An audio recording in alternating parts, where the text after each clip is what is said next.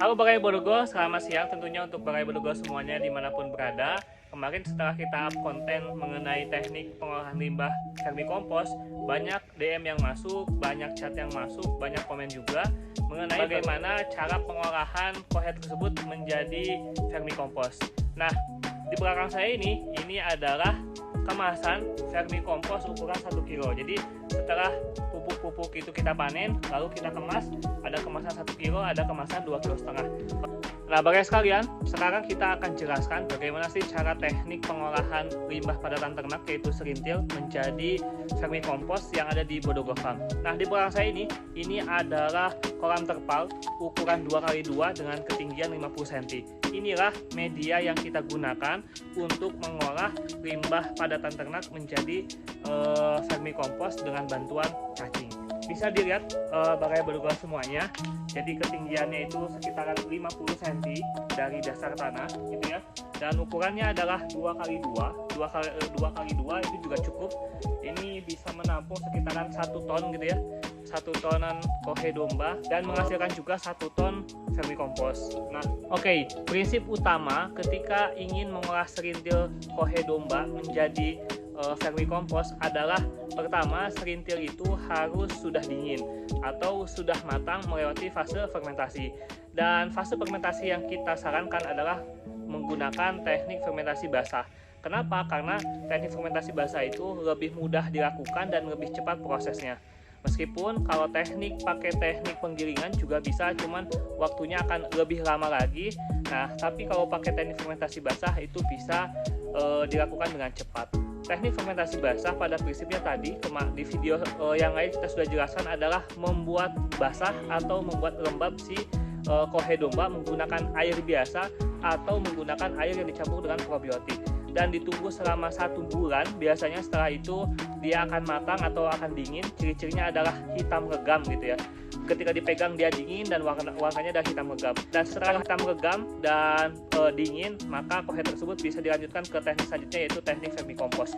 Nah, Bagaya perlu diketahui bahwa cacing-cacing yang ada di media itu ada 2 kemungkinan. Pertama, dia bisa datang dengan sendirinya atau bisa ada dengan sendirinya. Yang kedua adalah kita bantu tambahan bibit gitu ya.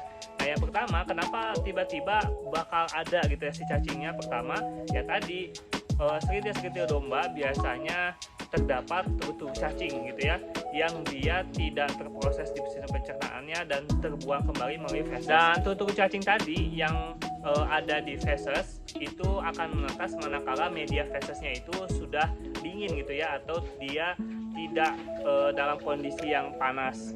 Dan yang kedua adalah hadirnya cacing itu dibantu dengan bibit yang kita cari atau kita beli. Nah, di Bodogo Farm sendiri awalnya cacingnya adalah nyari di sekitaran, nyari sedikit demi sedikit. Waktu itu kita dapati satu mangkok. Setelah itu kita masukkan ke media ukuran 2x2 dan setelah cacing tadi kita masukkan ke media ukuran 2x2, kita bisa pantau 1-2 bulan ke depan. Kita lihat perkembangannya, ternyata memang cacing tersebut berkembang biak gitu ya, dan mengolah kohe-kohe tadi yang tadinya bulat-bulat menjadi bubuk gitu ya, atau bisa hancur secara sempurna. Ciri khasnya adalah ketika kohe ini sudah terolah oleh cacing, dia akan menghasilkan kotoran yang bentuknya seperti meses gitu ya, bubuk dan bentuknya seperti meses, karena dia akan beda sendiri gitu ya antara kohe yang belum terolah dengan kohe yang sudah terolah. Dan contohnya seperti ini Bagaya. Nah, ini dia seperti meses gitu ya, bubuknya seperti meses. Kalau misalkan yang belum terolah ya dia masih berupa serintil gitu ya, seperti ini.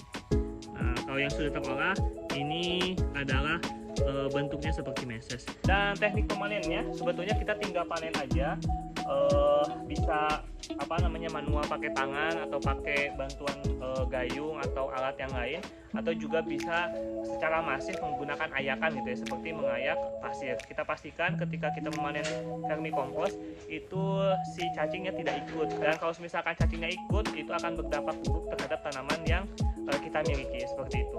Nah, kalau di Bodogo Farm sendiri dia ada 2 teknik pengolahan vermikompos. Pertama, kita melewati fase fermentasi basah dulu di tempat yang lain. setelah dingin kita baru pindahkan ke media yang ada di sini. Atau yang kedua adalah ketika ini habis gitu ya, sudah kosong, maka kita langsung melaksanakan teknik fermentasi basahnya di tempat yang sama.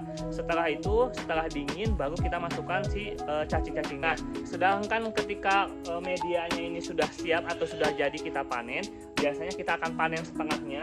Nah, kita akan panen setengahnya, baru setengahnya lagi kita akan isi oleh kohe yang sudah melewati fase fermentasi basah. Jadi ketika ketika yang sebelahnya akan dipanen, maka si cacingnya dia akan bisa berpindah ke kohe sebelah yang dia belum terproses oleh cacing-cacing tersebut. Jadi kita bisa dibilang ini adalah kotakan teknik kotakan vermikompos abadi. Kenapa? Karena ya setelah habis ya kita bisa isi lagi gitu ya, habis isi lagi, habis isi lagi. Seperti itu Baraya.